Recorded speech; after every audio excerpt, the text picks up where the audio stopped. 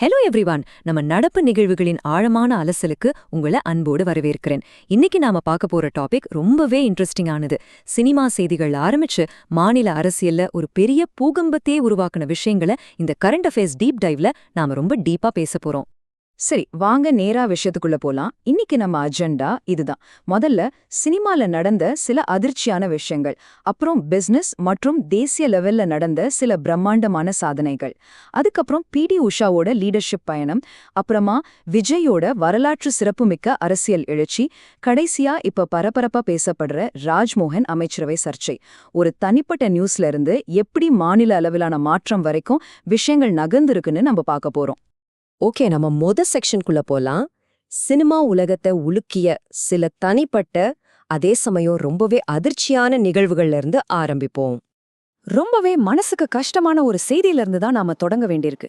85 வயசான பிரபல திரைப்பட தயாரிப்பாளர் கே ராஜன் அவர்கள் அடையாறு ஆற்றுல குதிச்சு தற்கொலை செஞ்சுக்கிட்ட சம்பவம் ஒட்டுமொத்த திரைத்துறையுமே ஒரு பெரிய அதிர்ச்சியில ஆழ்த்தியிருக்கு.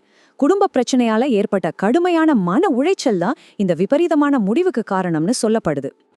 இப்போ அடுத்த விஷயத்துக்கு வருவோம். இதுல ரொம்ப சென்சேஷனலான விஷயம் என்னன்னா, சமீபத்துல நடிகர் ஜெயம் ரவி தன்னோட விவாகரத்தை சம்பந்தமா ரொம்பவே எமோஷனலா ஒரு பிரஸ் மீட் கொடுத்திருந்தாரு.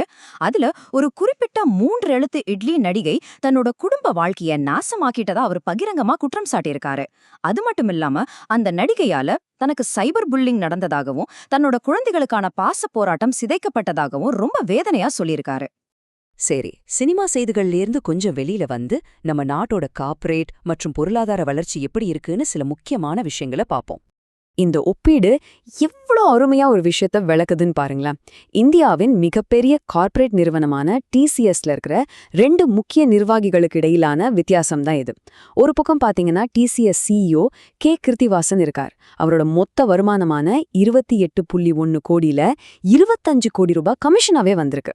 ஆனா அப்படியே இன்னொரு பக்கம் பாருங்க, டாடா குழுமத்தின் தலைவர் என் சந்திரசேகரன் நிறுவனத்தோட பாலிசி படி எந்த ஒரு கமிஷனும் வாங்கல. கார்ப்பரேட் உலகத்துல இது எவ்ளோ பெரிய கான்ட்ராஸ்ட் பாத்தீங்களா? இப்போ ஒரு பிரம்மாண்டமான நம்பரை பத்தி பேசலாம். 37 லட்சம் கோடி ரூபாய், அதாவது சுமார் 441.78 பில்லியன் டாலர்கள். 2025-26 நிதியாண்டுல நம்ம இந்தியாவோட ஒட்டுமொத்த பொருட்கள் ஏற்றுமதி ஒரு வரலாற்று சாதனையை தொட்டிருக்கு. நினைச்சு பாருங்க, இது இந்திய பொருளாதாரத்துல உண்மையிலே ஒரு மிகப்பெரிய மைல்கல். சரி, இந்த அளவுக்கு ஏற்றுமதி அதிகரிக்க என்ன காரணம்? இதோ லிஸ்ட் இருக்கு பாருங்க. முக்கியமா புவியியல் ரீதியா நம்ம நிறைய புது மார்க்கெட்டுகளை பிடிச்சிருக்கோம். வட அமெரிக்கா, லாத்தின் அமெரிக்கா, குறிப்பா வடகிழக்கு ஆசிய நாடுகள்ல நம்ம ஏற்றுமதி 21.6% அதிகரிச்சிருக்கு. அது மட்டுமா, அட்வான்ஸ்ட் இன்ஜினியரிங், கப்பல் கட்டுமானங்கள், எலக்ட்ரானிக்ஸ்னு புதுசா 1800க்கும் மேற்பட்ட தயாரிப்புகளை இந்திய ஏற்றுமதியாளர்கள் உலக சந்தைக்கு கொண்டு போயிருக்காங்க. இப்போ இந்த சார்ட்டை கொஞ்சம் கவனமா பாருங்க.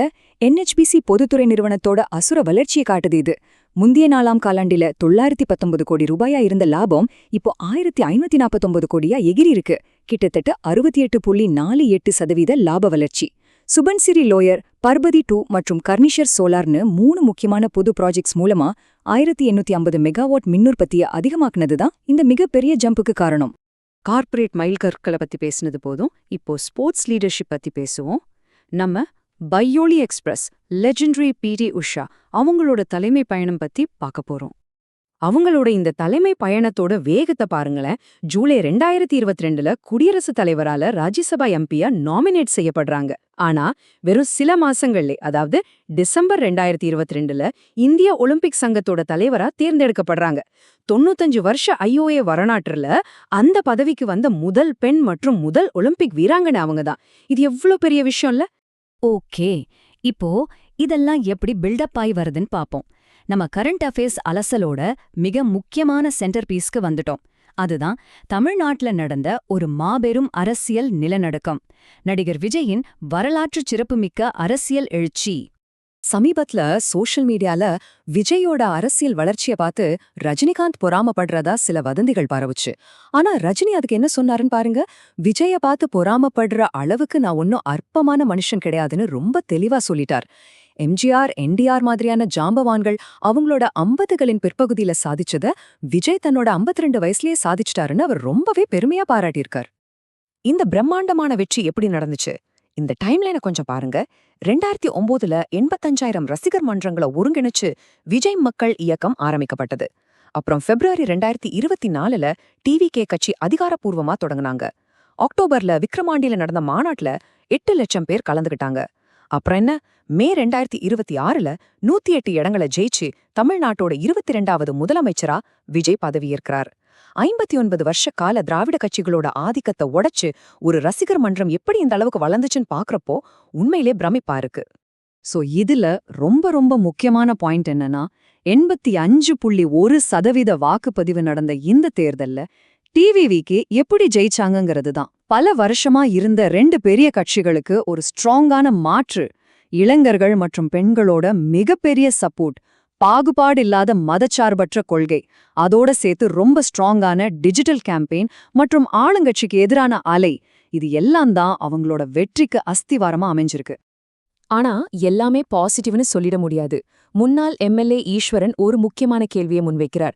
டிவிவிக்கா ஒரு புரியாத புதிரா அப்படிங்கிறது தான் அந்த கேள்வி. அரசியல் களத்துல திராவிட கொள்கை, தமிழ் தேசிய கொள்கைன்னு ரெண்டையும் மிக்ஸ் பண்ணி ஒரு சித்தாந்தத்தை அவங்க முன்னிறுத்தினாலும் மாநில உரிமைகள் சம்பந்தமான விஷயங்கள்ல அவங்களோட உறுதியான நிலைப்பாடு என்னங்கிறது இன்னும் முழுமையா தெளிவாகலன்னு அவரு நடுநிலையா விமர்சிக்கிறார். தேர்தல் முடிவுகளுக்கு அப்புறம் என்ன நடந்துச்சு? இப்போ நாம ரொம்பவே சூடாக விவாதிக்கப்படுற ஒரு அமைச்சரவை நியமன சர்ச்சை பத்தி பார்க்க போறோம்.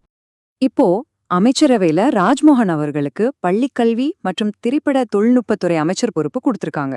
ஆனா அவரோட கல்வி தகுதி பத்தி ஒரு பெரிய சர்ச்சை ஓடிக்கிட்டு இருக்கு. ஸ்கூல் முடிச்சு ரொம்ப வருஷம் கழிச்சு தான் அவர் ஒரு டிப்ளமோ வாங்கினார்னோ, இன்ஜினியரிங்ல அரியர் வச்சு இன்னும் முடிக்கலனோ குற்றச்சாட்டுகள் இருக்கு. ஆனா இன்னொரு பக்கம் பாத்தீங்கன்னா அவர் மனப்பாட கல்விக்கு எதிராகவும் சுயசிந்தனைக்கு ஆதரவாகவும் ரொம்ப ஸ்ட்ராங்கா பேசிட்டு வராரு. குறிப்பா தனியார் கல்வி வியாபாரமாகறத அவர் கடுமையா எதிர்க்கிறாரு. இந்த விஷயத்துல சினிமா துறை அப்படியே 2ஆ பிரிஞ்சிருக்கு. ஒரு பக்கம் விமர்சகர்கள் தரப்புல விஷால் என்ன கேக்குறாருன்னா, சினிமா துறை அனுபவமே இல்லாத ஒரு அமைச்சர்கிட்ட எப்படி எங்க குறைகளை சொல்றது? 9 வருஷமா பெண்டிங்ல இருக்கிற டிக்கெட் போட்டல், உள்ளாட்சி வரி, மானியம் முதலியான கோரிக்கைகளை அவர் எப்படி தீர்ப்பார்னு கேக்குறாரு. ஆனா இன்னொரு பக்கம் ஆதரவாளர்கள் தரப்புல அருண் விஜய், டி சிவா மாதிரி ஆட்கள் நம்ம சிஎமோட முடிவை நம்பணும், ராஜ்மோகனுக்கு டைரக்ஷன் எக்ஸ்பீரியன்ஸ் இருக்கு, கொஞ்சம் பொறுத்திருந்து பாப்போம்னு சொல்றாங்க. இதையெல்லாம் பார்க்கும்போது கடைசியா ஒரு முக்கியமான கேள்வி நமக்குள் வருது. சினிமால இருக்கிற புகழும் அரசியல் அதிகாரமும் ஒன்னா சேரும்போது ஒரு சிறந்த தலைமைக்கான உண்மையான தகுதியை நாம எப்படி அளவிடுறது? அபரிமிதமான மக்கள் செல்வாக்கிலா, இல்ல நீண்டகால நிர்வாக அனுபவத்திலா? தமிழ்நாடு ஒரு புதிய சகாப்தத்துக்குள்ள நுழையிற இந்த நேரத்துல இது நம்ம ஒவ்வொருத்தரும் யோசிக்க வேண்டிய ஒரு விஷயமா இருக்கு. நீங்க என்ன நினைக்கிறீங்க? இந்த அலசல் உங்களுக்கு பயனுள்ளதா இருந்திருக்கும்னு நம்புறேன். மீண்டும் ஒரு சுவாரஸ்யமான தலைப்போட சந்திக்கலாம்.